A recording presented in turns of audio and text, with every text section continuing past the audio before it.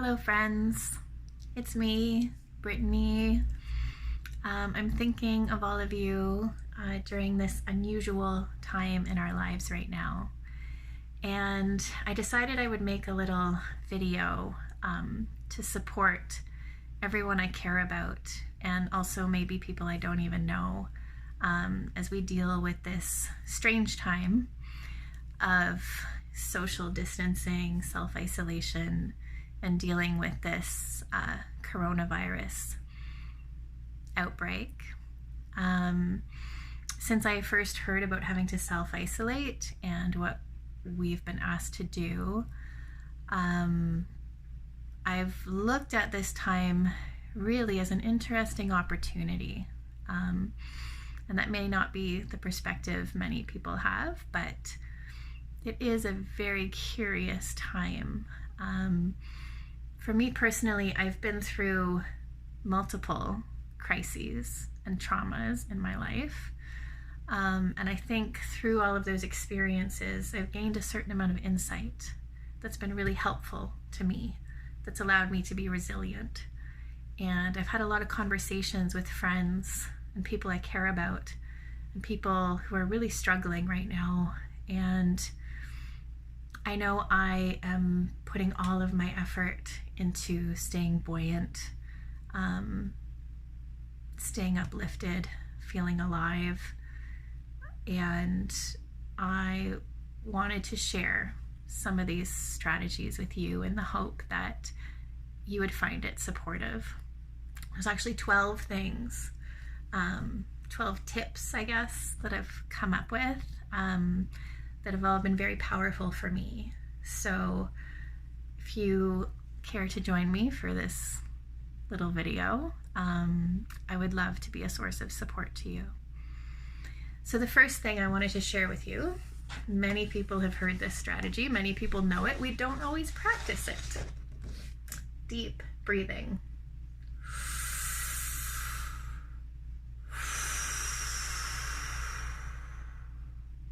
It is so good for your nervous system to regularly take those deep belly breaths in and out. This is something I've learned from yoga, and it's so much more therapeutic than any of us realize.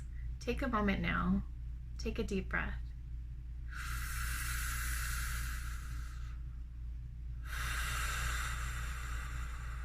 You can go in through your nose, out through your nose. There's actually a wonderful technique for some people who are more visual. It's called the 5-finger breath. And I actually learned this from a 5-year-old, believe it or not, that I was working with at a school.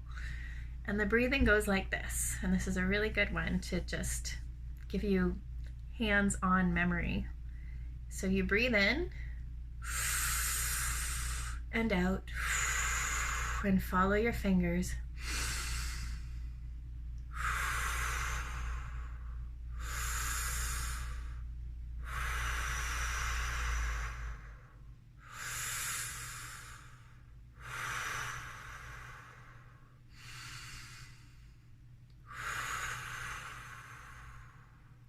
And doing that, you can already feel your body settle. You can already feel your anxiety level going down and coming into a place of groundedness. So throughout the day, at regular intervals, take those deep breaths. It will really support you in so many ways. Another really important factor in being resilient is perspective. So, there's many points here. One moment at a time, one step at a time, one day at a time. Okay? So when I get up in the morning, sometimes I know what the day might look like. Sometimes I don't know. Every morning my son asks me, "What are we doing today, Mom?" Well, we don't really have plans. Can't really go anywhere. It's a tough question to answer. But we take it moment by moment. We know we're going to have breakfast. We know we're going to have lunch. We know we're going to have dinner. And there's certain things that we plan for, and there's certain moments where we just take it moment by moment. And we have to know that It's just one step at a time. The best way to get through a difficult time is one step. Just take that one step, make that small decision. I'm going to get up and brush my teeth. Next, I'm going to make myself some delicious food. Take it step by step. Try not to overwhelm yourself with, oh my God, I have this whole endless day in front of me and so many of my regular options are taken away. Just take it step by step and remember what you do have available to you. Something else, gratitude. This is definitely part of perspective. Gratitude. Every day, there's always, especially living where we are in Canada, where I live in semi-northern Ontario, there's so many things to be grateful for. I've got food stocked in my fridge. My kids and I are all healthy right now. We have wonderful friends. We have people looking out for us. We have a great community. We can go outside. We can go in our backyard. I teach kids in China online, and many of them have been stuck inside for weeks and weeks and weeks on end. So I'm grateful we can go in our backyard. We can go on our trampoline. There's always things to remember that we are in a fortunate position and we can support each other through that. Another one is perspective flip. So if you always see things in one way, what would be the opposite way to see that situation? What would be the opposite thought to look at that? So some people might look at this time and think, oh my God, it's a crisis. What am I going to do? And other people might look at this time and think, this is an interesting opportunity. I wonder what I'm going to do with this time. How am I going to fill this time? What are things going to look like for me on a day-to-day basis? Perspective flip. What's the bigger picture? The bigger picture is that we're keeping ourselves safe. The bigger picture is that we're keeping ourselves and each other healthy. The bigger picture is that I live in Canada and I know there are people in other countries who are struggling. And I have a healthcare system and a government that is supporting me and my people. That keeps me in a positive mind frame. What do you know for sure? As Oprah famously says, stick to the facts. You know, there can be many opinions, worries, concerns. Your head can tailspin, but what do you know for sure? I know for sure in Ontario, there's over 1,000 people who've contracted this virus. I know a very small percentage of those people pass away. I know that I am doing the best I can for myself and my kids. What do you know for sure? Stick to the facts and be careful. This leads into this one. Limit news and media. Limit. There is so much information swirling around, and one of the biggest causes of anxiety is information overload. So limit that stuff. So many people have theories. So many people speculate. All kinds of experts are on the radio, doing interviews. Nobody really knows how this is going to play out. It is a time of uncertainty. That's why we got to take it one step at a time. It is a time of uncertainty. And the more we throw all of this information, some of it conflicting, some of it overwhelming into our brains, the more we get worked up. So keep yourself focused on things that bring you joy, that feed you. Limit the stuff that has no finite end, that you actually don't know for sure. And then down here, visualization, positive affirmation, mantras or prayers. So people have different spiritual beliefs. People have different connections to source, to God, to the universe, whatever it is that you believe in. And positive affirmation. I believe in myself. I believe I can handle this. I believe in my own aliveness. Focus on those prayers. Focus on sending light. Focus on filling your heart with light. The more that you focus your mind on those beautiful aspects, those aspects of feeling alive, of hope, of trust, of faith, the more lighter you will feel. Now this also goes with mindfulness. Be sensual. Be attuned to your senses. So being attuned to our senses and our sensory experience is a big part of mindfulness. 3 things you can see, hear, smell, touch, taste, feel right now. I love to go on walks in nature every day. And a big part of that for me is sensory. I feel the wind. I smell the rain on the trees. I hear the birds. I can touch new blossoms growing. 3 things for each sense to bring you into this moment right now. I love to drink tea every day. Lots of tea. The smell of it, the feel, the warmth of it, the peace of it, filling me up inside. What are those senses around you right now? Be attuned to that each moment. Now I'm in my backyard. What are my 5 or 6 senses around me? What do I notice? What do I smell? Take in those moments. Be in the moment when you feel that. Seek your favorites. What's your favorite smells? What are your favorite things to listen to?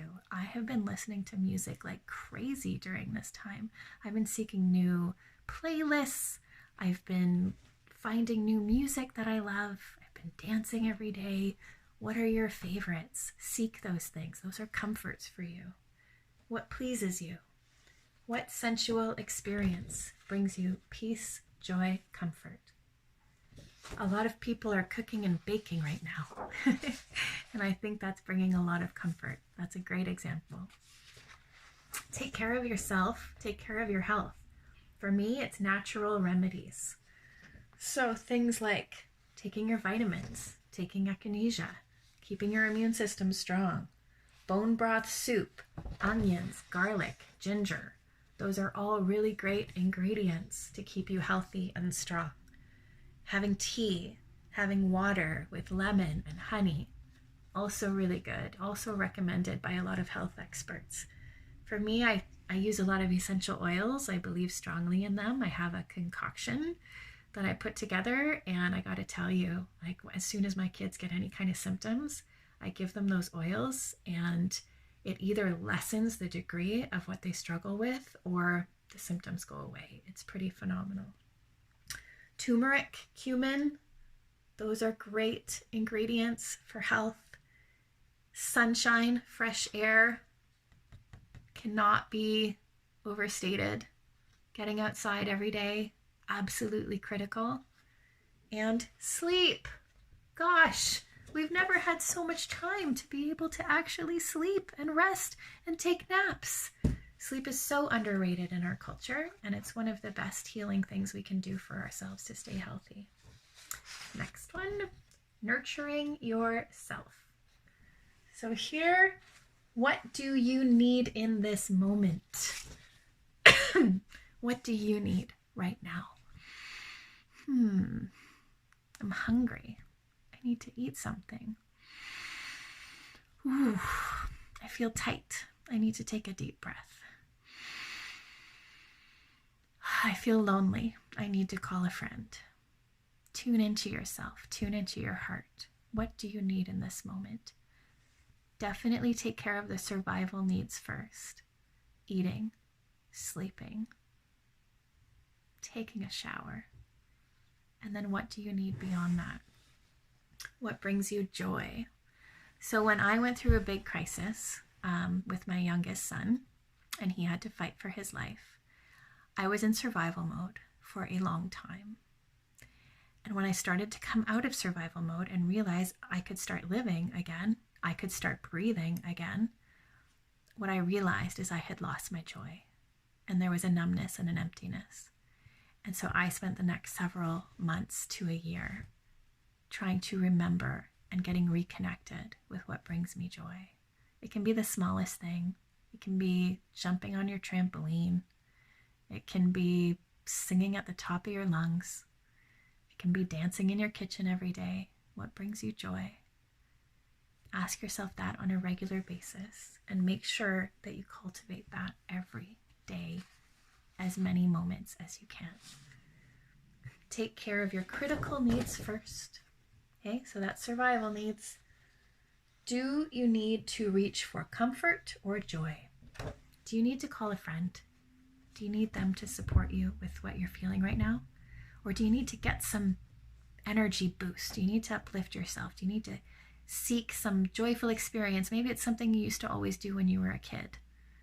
Do you need to change your energy level? It's a good question to ask. Listen to your heart and follow its voice. Connect with loved ones, nature, spirit. Connection right now is really big, especially because of the social distancing.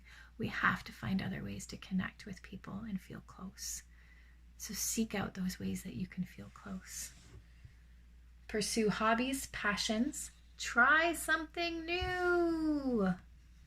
This is a great thing to do at this time. What's something you always wanted to learn or try? This is a great time to do that. Create spontaneous joy. Random moments.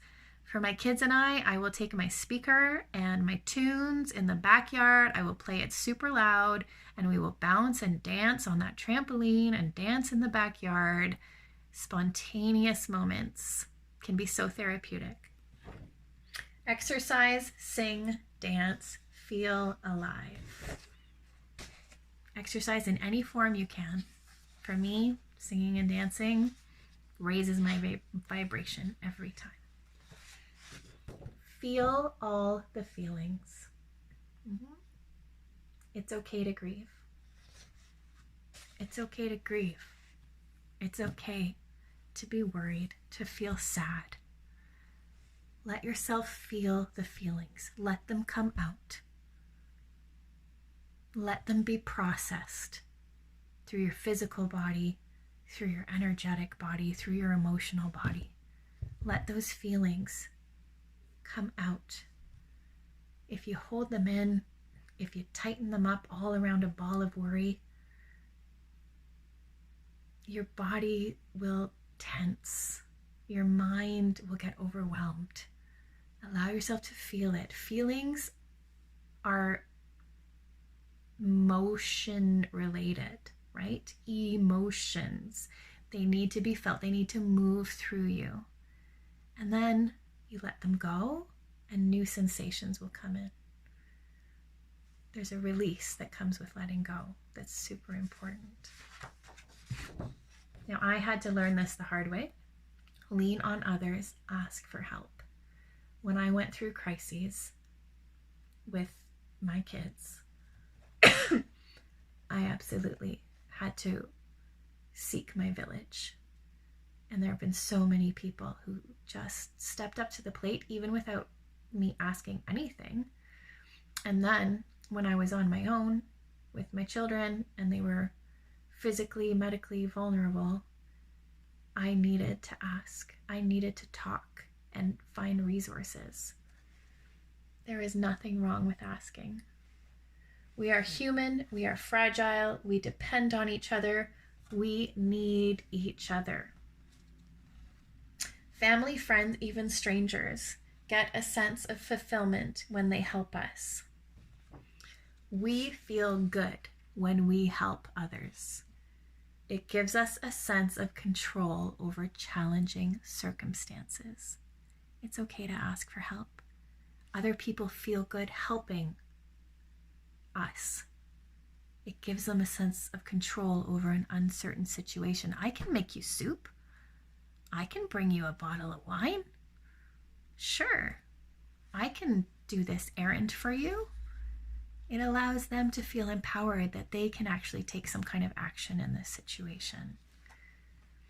Be vulnerable, be honest, say how you are feeling. That's another way to lean on others. Tell them how you're really feeling. Release it. the likelihood is they are feeling the same way, and that's a powerful way to connect. Control and influence. So this is more of a mental state that supports us. What is in your control? What is not in your control? What's in your control is the choices you make on a day-to-day basis. What's in your control is how you choose to be fully alive. What's not in your control is the powers that be telling you you have to stay at home. Socially isolate yourself. That's not in your control. You have to do those things. It's not in your control. You're not allowed to go to work right now, but you are in control of every choice you make from moment to moment. Control how you respond. Do you want to respond from a place of fear? Do you want to respond from a place of love and support? Do you want to respond honestly? Do you want to respond by shutting down? You get to choose how you respond. What is in your influence, and what kind of influence do you want to have? How do you influence your own mental process? How do you influence your immediate people that you are home with? How do you influence other people you're connected with? What kind of influence do you want to share with them? How do you want to contribute to this unusual opportunity we have right now?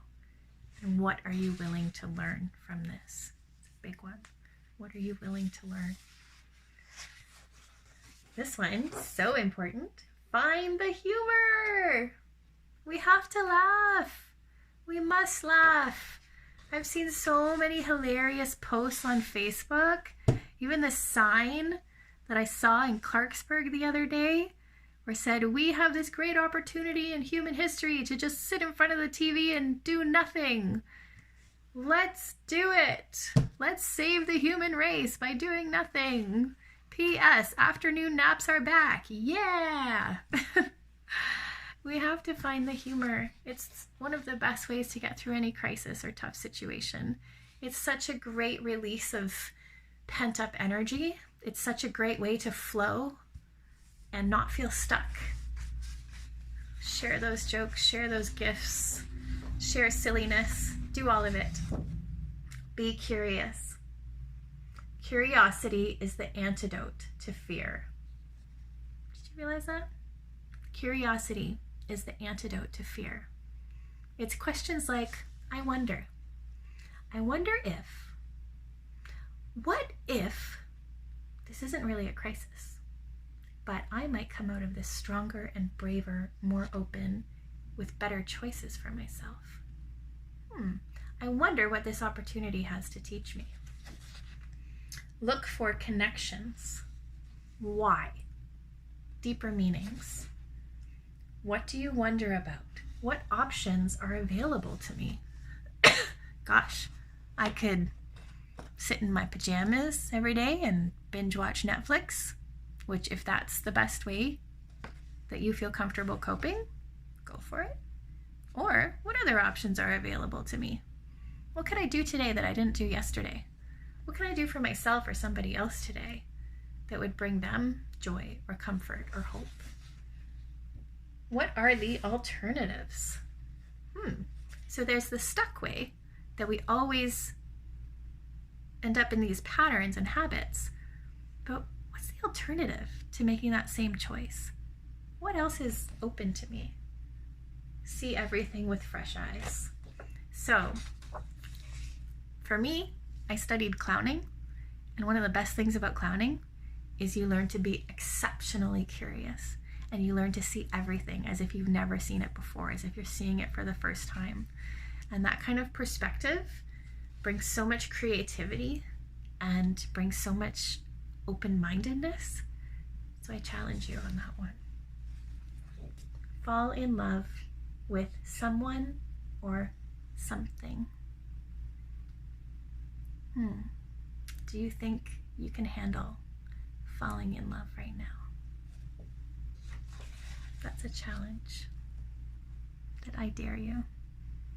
I dare you to fall in love with your own aliveness, with your own sense of internal freedom. What would make you feel free right now? What would make you feel in love with being alive right now? Get out of your stuck patterns. Listen to your heart. Tune in. What's a choice I can make today that will make me feel in love with how fully alive I am?